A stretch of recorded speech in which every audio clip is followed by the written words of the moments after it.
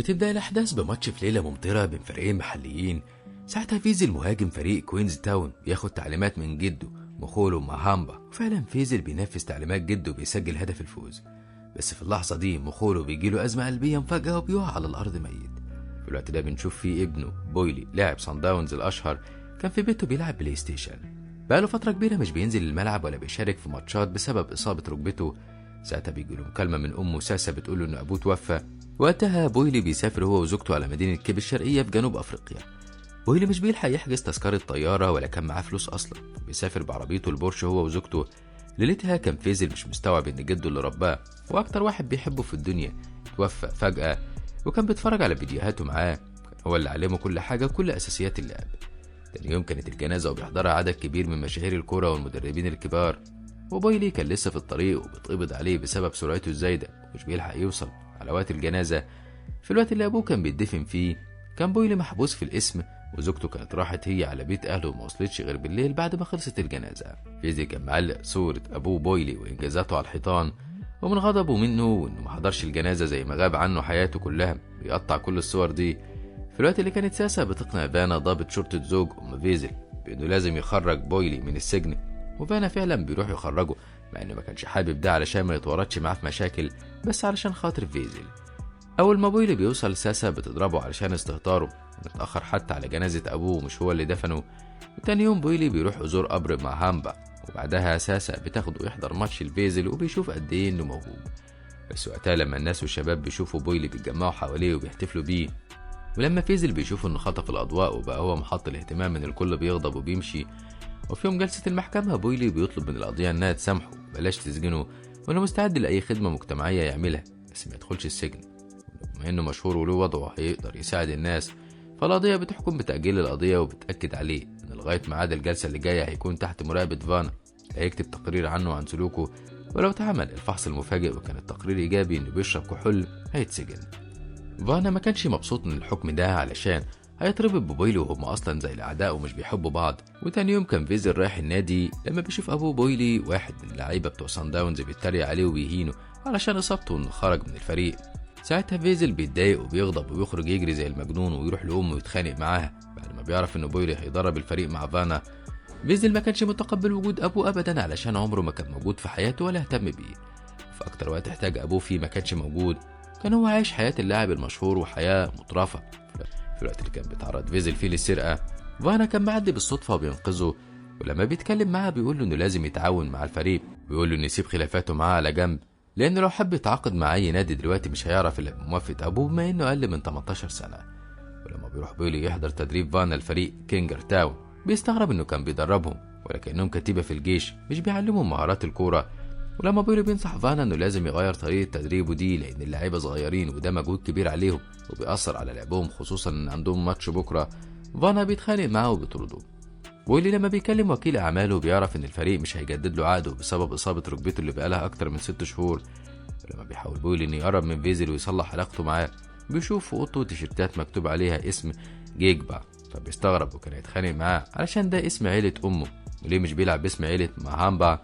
ساعتها فيزل بيقول له علشان ده هو اسمه، عاوز يعمل لنفسه اسم يتشهر بيه مش يتشهر عشان هو من عيلة ماهامبا. ترور بيشوف اللوحة اللي معلقها فيزل على الحيطة وبيتفاجئ ان ابنه كان بطل الدوري 3 مرات متتالية، وكان معلق اهدافه اللي عاوز يحققها ومن ضمنها بالخط العريض انه لازم يجمع 350 ألف راند.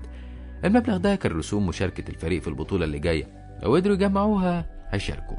ساعتها بويلي بيقرر انه يساعد ابنه في تحقيق حلمه. كوليسو وهي بتحضر لفانا شنطته بتلاقي حاطط المسدس في الشنطة، فبتشيله من الشنطة وتحطه في الدرج من غير ما يعرف.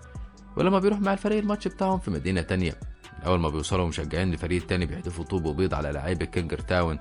وكمان بويلي مش بيسلم من طريقتهم عليه وإنه انطرد من فريق سان داونز أكبر فريق في البلد. بيبدأ الماتش وفانا ما كانش متوفق في تشكيلة الفريق واللعيبة ما كانوش في أماكنهم الصح المناسبة لقدراتهم وموهبتهم.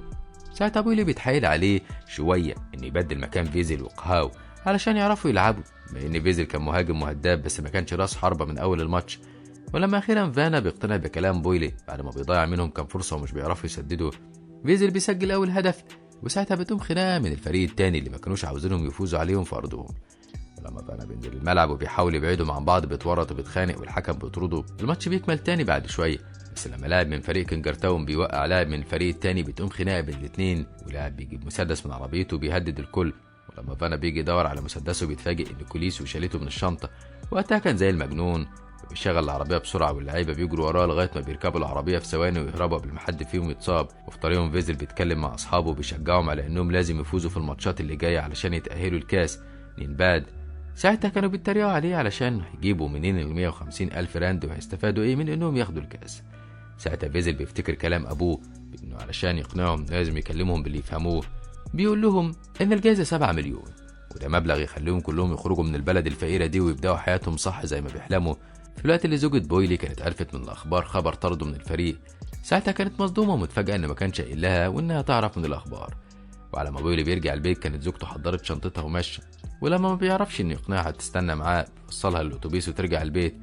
تاني يوم بويلي بيبدا هو يدرب الفريق بطريقته، وبيلف عليهم واحد واحد يصحيهم من نومهم وياخدهم يجروا في الشارع علشان يتدربوا ويزود قوتهم على التحمل. ولما بيجري معاهم مش بيقدر يكمل للاخر بنفس سرعته بسبب اصابه ركبته. ساعتها بيقف يرتاح شويه. بالصدفه كان جنب ملعب للركبي بيشوف لاعب اسمه كايا وهو بينطرد من الفريق، وبيروح يتكلم معاه وبيعرض عليه انه ينضم لفريق الكوره. بويلي كان شايفه موهوب وقوي وهيناسب دفاع الفريق بشكل كبير، بيقنعه في الاخر انه يكون من لعيبته مقابل مبلغ كبير. فبيروح لفانا القسم وبيقول له لغايه ما بيقنعه انه يضم كايا. بعد ما فانا وافق بويلي بيروح البنك علشان يشوف طلب القرض توافق عليه ولا لا، بس للاسف كانت رفض. ما كانش قدامه وقتها علشان يوفر ال 250 ألف اللي الفريق محتاجهم للمشاركه في البطوله غير انه يروح يبيع عربيته البورش. في الوقت اللي كان المدير الفني لفريق صن داونز بيتفرج على الفيديو اللي بعته فيزل بيعرض فيه موهبته، والمدرب بيطلب من دالا لاعب من الفريق من نفس مدينه فيزل انه يروح يجيبه له. وفي يوم كان فانا في مهمه وكانوا بيطاردوا عصابه، بيحصل ضرب نار بينهم وفانا بيتصاب اصابه خطيره وبيتحجز في المستشفى. ولما الفريق بيعرف كلهم بيروحوا يستنوا في المستشفى يطمنوا عليه على ما يطلع من العمليات. بيعرفوا من الدكتور ان اصابته خطيره جدا وهيفضل في العنايه المركزه فتره لحد ما يستعيد وعيه لانه نزف كتير. وقتها كان فيزل وصل له جواب من نادي صن داونز بيقولوا له فيه انه يروح علشان الاختبار والفحص البدني وانه مقبول مبدئيا. بس فيزل مش بيفرح بالخبر ده زي ما كان مستني او فاكر. بتيجي جلسه القضيه وتقرير الفحص الطبي لبويلي بيجي ايجابي وكان هيتحكم عليه، بس كان فانا سايب تقرير توصية في ملف بويلي بناء على شخصيته وسلوكه الفترة اللي فاتت زي ما القضية كانت طلبت منه. فانا كان كاتب في تقريره انه برغم الخطأ اللي بويلي ارتكبه لانه هو الوحيد اللي هيعرف يساعد فريق كوينز تاون كينجر، لان الشباب دول يستاهلوا ان حياتهم تتغير. فانا كان مكرس وقته وجهده لمساعدتهم علشان يعرفوا يتعاملوا مع العالم الخارجي ويخرجوا من دايرة الفقر والجريمة اللي عايشين فيها. فعلا القضية بتعفو عن بويلي وبيكمل مع الفريق ده اصلا كان ابوه مخورو مهاتما هو اللي اسسه من سنة 61. وبيحكي للاعيبة الفريق حكاية النادي وازاي اتأسس وان اسمه الملوك، وده اسم ما يليش على حد ضعيف، علشان كده لازم يكونوا اسود في الملعب ويفوزوا على خصمهم مهما كان هو مين. ياكوب بيبدأ تدريب مع الفريق، وبرغم الاختلاف اللي بينهم الا انهم بيبقوا اقرب لعيلة منهم لفريق. بويلي بيجيب لهم تيشيرتات الفريق الجديدة والجزم كمان. وفي الوقت اللي كانوا بيتدربوا فيه وتحسنوا 180 درجة كان بويلي هو كمان شخصيته اتغيرت من ناحية ابنه في حياته عموما. وكان الماتش الاخير في المسابقة اللي هتأهله من البطولة قاي بيدي لياكو حجر قبل ما ينزلوا الملعب وبيقول له يخليه ماسكه في ايده طول الماتش وممنوع يسيبه من ايده. وبيلعبوا ماتش صعب ليلتها وسط المطر الشديد بس هما اللي بيفوزوا. اخر الماتش قاي بياخد الحجر من ياكو وبيرميه. في اليومين دول كان فيزل بيفكر في الرسالة اللي جات له من صن داونز علشان يروح معسكر التدريب، بس هو كان متردد ومش عاوز يتخلى عن اصحابه في الوقت ده بعد ما قربوا خلاص من البطولة اللي كان يحلم بيها. وبدل ما يروح المعسكر بيسافر مع الفريق ومع بويلي علشان الماتش اللي جاي ضد فريق صن داونز وفي كاس بطولة نيد بانك. وبعد ما كان الكل بيتكلموا على بويلي علشان انطرد من صن داونز واصابته اللي دمرت مستقبله في الملعب، بقى حديث كل القنوات الرياضية علشان بقى مدرب للفريق الريفي الناشئ ده. الشباب لما بيوصلوا الفندق في مدينة جوهانسبرج كانوا مبهورين بكل شيء حياة المدينة. وبعدها بشوية فيزل بيجيله تليفون ان في حد مستنيه في الريسبشن، ولما بينزل بيتفاجئ انها صديقته دالا اللي المدرب كان مكلفه بانه يجيب له فيزل. في الوقت ده كان ماجو اقرب صديق لفيزل في اوضته وبيشوف رسالة النادي في شنطة فيزل وبيعرف انه ينضم لفريق صن داونز. ساعتها بينهار وبيتصدم ان صديقه هيتخلى عنهم في الوقت ده. فيزل بقى كان واقف في مصيدته ومدير اعمال دالا كان بيحاول انه يسيطر عليه ويقنعه باي طريقه انه يمضي له على عقد ويمضي للنادي علشان يبقى واحد من لعيبته. بس فيزل بيمشي وبيسيبهم من غير ما ينفذ اي حاجه من اللي عاوزينها. لما بيرجع الفندق بيلاقي ماجو مغمى عليه بين الحياه والموت بسبب جرعه زايده. ففيزل ساعتها بيتصدم وبيفهم ان ماجو هيتسبب لهم في مشكله وممكن ينطردوا من البطوله. فبياخد شنطته وبيمشي من غير ما يقول لحد رايح فين. الصبح هم رايحين يتدربوا وبويل بيتفاجئ ان فيزل مش موجود وبيعرف من ماجو انه سابهم انضم لصن داونز. بويلي مش بياخد اي خطوه وبيحترم اختيار ابنه لانه عارف انه قده. الوقت اللي كان فيزل بيخضع للاختبار البدني وبدأ تدريباته مع الفريق في اليومين دول، بس في اختبار الماتش الافتراضي بيتحط في مواجهة ضد جده مخوله. ساعتها فيزل بينهار وبيخرج يجري من غير ما يعمل الاختبار لأنه حس إنه خان ثقة جده وإنه اتخلى عن فريقه.